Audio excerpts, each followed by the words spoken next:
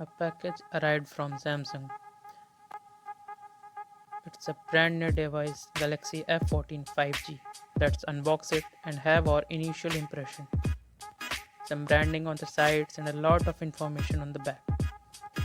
The unboxing experience, being a budget device, is not less than flagship device. We get the phone in amazing gold green color. Let's keep it aside and check the inbox content. Nothing here. We get a SIM ejector pin,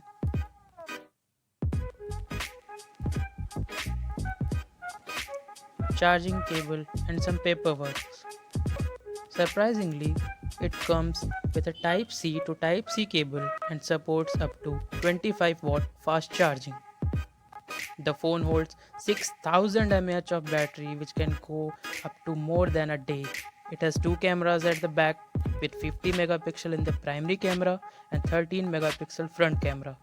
The fingerprint scanner is embedded in the power button itself, and the mighty headphone jack is there too.